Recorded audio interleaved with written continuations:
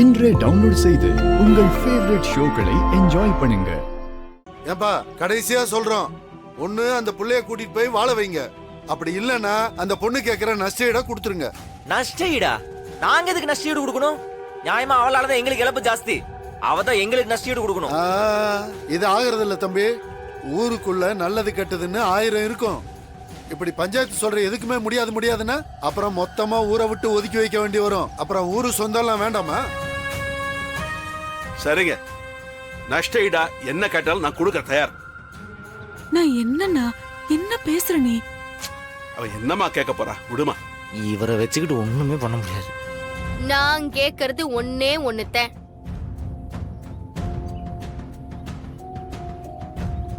ஒண்ணு, நான் அந்த வீட்ல போய் வாழணும், இல்லனா எனக்கு நடந்த அநியாயத்துக்கு இந்த ராமச்சந்திர மாமாவும் வள்ளிச்சித்தையும்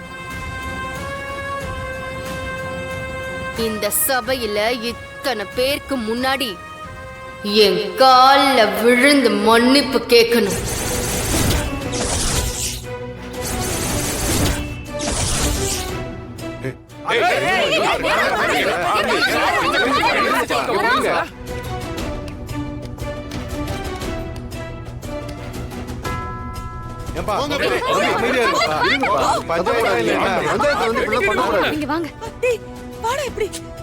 ஏன்னா அவங்க தானே கல்யாணம் பண்ணி வச்சாக.